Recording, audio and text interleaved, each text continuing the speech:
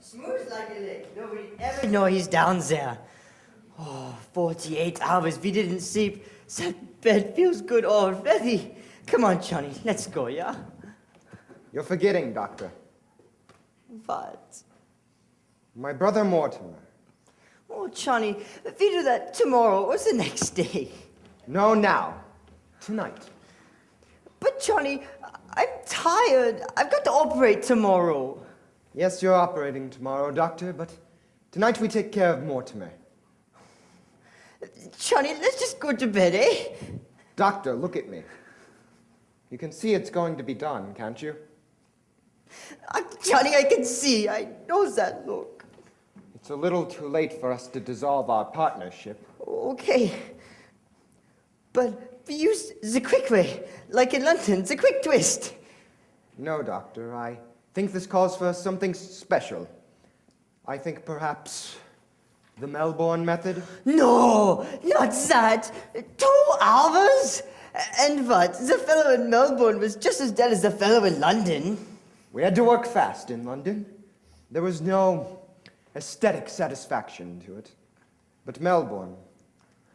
Now there's something to remember. Remember? I wish I didn't. Not Melbourne, Johnny, not me. Yes, Doctor. Where are your instruments? I won't do it, Johnny. I won't do it. Get your instruments. No, Johnny, Where are they? Oh, yes, you hid them in the cellar. Where? I won't tell you. I'll find them, Doctor.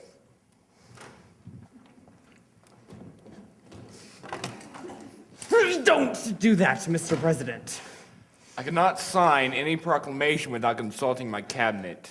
But this must be a secret. A secret proclamation? How unusual. Japan mustn't know until it's signed. Japan! Those devils, I'll sign it right away. You have my word for it. I can let the cabinet know later. Yes, let's go and sign it. A secret proclamation has to be signed in secret. But at once, Mr. President. I'll have to put on my signing clothes.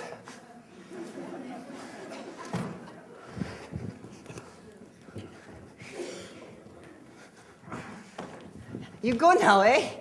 No, Doctor. I'm waiting for something. Something important. No, please, you go now. Doctor, you seem like a nice fellow. I have nothing against you personally. Take my advice. Leave this house and get just as far away from here as possible. Trouble, yeah? You get away quick. All right, don't say I didn't warn you. I'm warning you. Get out now. Things are going to start popping around here any minute. Look, Johnny's in a bad mood. And when he's like this, things happen. Terrible things. Jonathan doesn't worry me now. Don't those plays you see teach you anything? About what? Well, at least the fellow in the plays got sense. That's more than you've got. You think people in plays act intelligently? I wish you had to see the little opus I saw tonight. In this play, there's this man. He's supposed to be bright. He knows he's in the house with murderers. He ought to be frightened. He's even been warned to get out of the house. But does he go? No, he stays there. Now I ask you, Doctor, is this what an intelligent person would do? You're asking me. He didn't have sense to be afraid, to be on guard. Suppose the murderer invites him to sit down. You mean, won't you sit down? Believe it or not, that one was in there too. And what did he do? He sat down. Now, mind you, this fellow's supposed to be bright. So there he sits, just waiting to be trussed up. What do you suppose they used to tie him with, Doctor? What? The curtain cord. Well, convenient.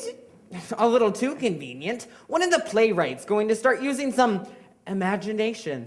The curtain cord? He didn't see him get it? See him. He sat there with his back to him. Now, that's the kind of stuff we have to suffer through night after night. And they say it's the critics that are killing the theater. I say it's the playwrights that are killing the theater. So there he sits, the big dope, this fellow who's supposed to be bright, just waiting to be trussed up and gagged. Hey, what?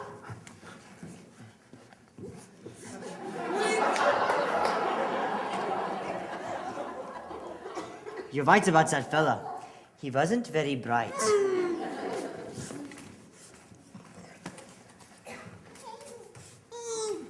Now, Mortimer, if you don't mind, we'll finish the story.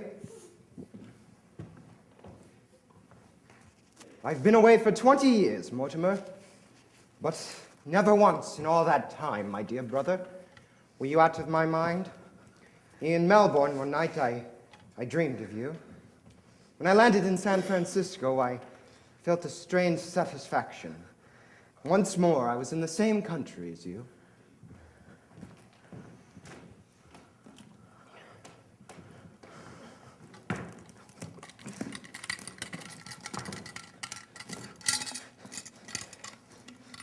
Now, Doctor, we go to work. Please, Johnny, for me, the quick way. Doctor, this must really be an artistic achievement.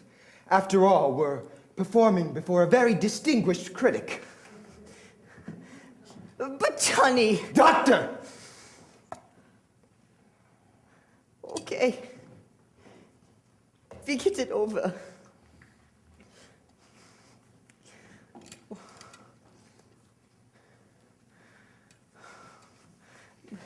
All ready for you, Doctor. Wait. I can't do this without a drink. I got to have a drink first. Pull yourself together, Doctor. I can't do this without a drink. When we came in here this afternoon, there was wine here.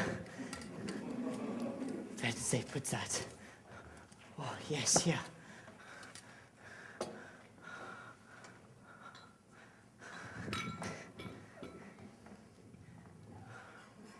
That's it. I split it with you, yeah?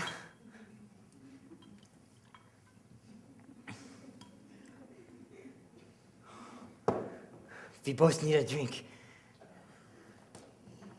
Doctor, please, where are your manners? Yes, Mortimer, I realized it was you that brought me back to Brooklyn. Doctor, to my dear, dead brother. Blast that idiot! He goes next! That's all! He goes next! No, Johnny, not Teddy. That's when I stop. We get to Teddy later. We don't get to Teddy at all. We have to work fast. So we use the quick way? Yes, Doctor. The quick way. Okay.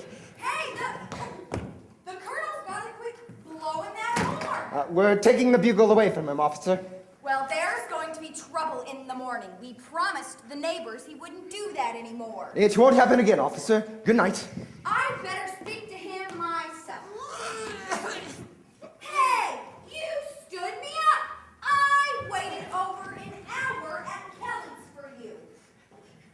What happened to him? He was telling us about the play he saw tonight. Did this happen in the play you saw tonight? Gee, they practically stole that from the second act of my play. Why, in my second act, just before I better begin at the beginning. It opens in my mother's dressing room, where I was born. Only I ain't born yet. Okay.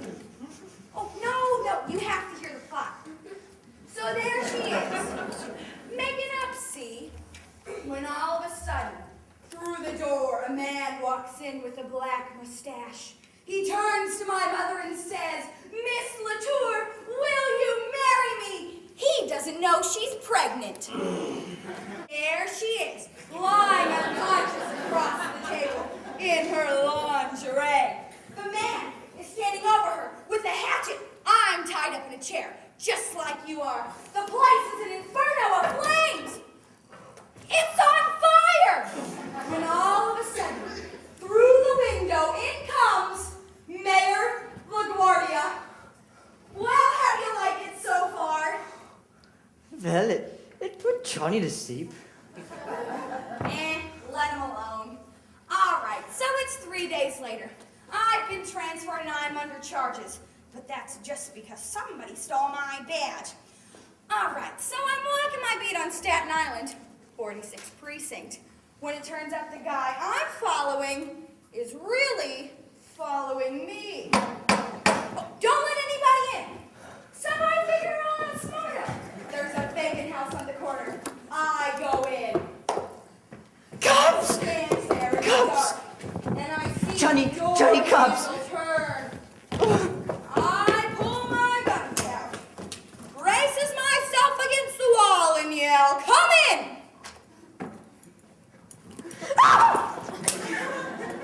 Hello, girls. What is going on here? Hey, Pat. What do you know? This is Mortimer Brewster, the dramatic critic.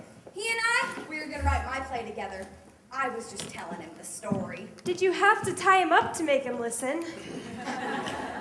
Joanne, you'd better report in at the station. The whole force is out looking for you. Did they send you here for me? We didn't know you was here. We came to warn the old ladies that there's trouble. The colonel blew that bugle again in the middle of the night.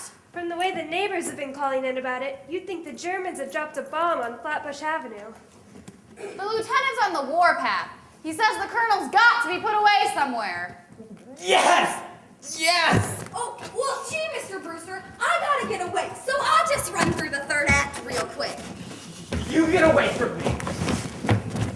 Say, do you know what time it is? It's after 8 o'clock in the morning. It is?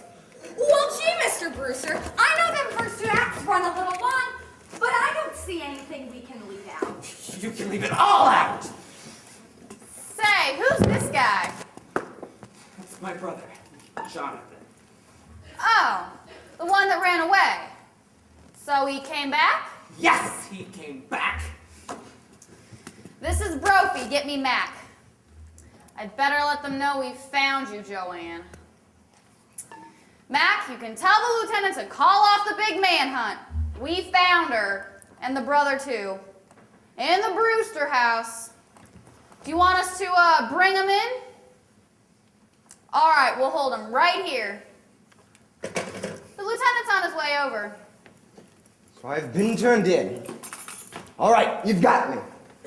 And I suppose you and that stool pigeon brother of mine are going to split the reward. Reward? Now I'll do some turning in. You think my aunts are sweet old ladies, don't you?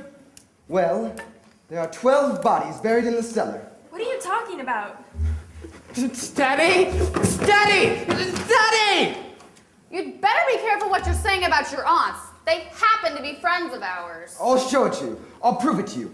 Come with me to the cellar. Wait a minute. All those graves, I'll show you exactly where they're buried. Oh, yeah? You don't want to see what's down in the cellar? Go on down in the cellar with them, Amy. I'm not so sure I want to be down in the cellar with him. Look at that face. He looks like Boris Karloff. What do you think you're doing?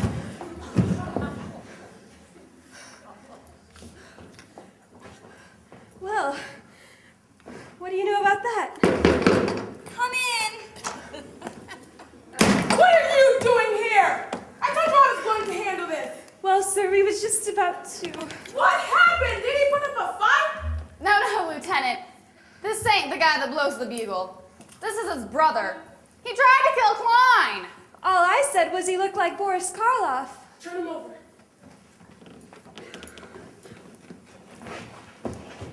We kind of think he's wanted somewhere. Oh, you kind of think he's wanted somewhere? If you ladies don't read the circulars we had up at the station, at least you can read True Detective. Certainly he's wanted. In Indiana, escaped from the prison as a criminal insane. He's a lifer, for goodness sake. That's how he was described, that he looked like Karloff. Was there a reward mentioned? Yes, and I am claiming it. He was trying to get us down in the cellar. He said there were 13 bodies buried down there. 13 bodies buried in the cellar? And that did tip me off he came from a nut house? I thought all along he talked kind of crazy. Oh, it's Shakespeare. And where have you been all night? And you need anybody to tell me? I've been right here, sir, writing my play with Mortimer Brewster. Yeah? Well, you're gonna have time to write that play, because you're suspended. Now get back and report in. Can I stop by and use the station typewriter sometime? No, get out of here.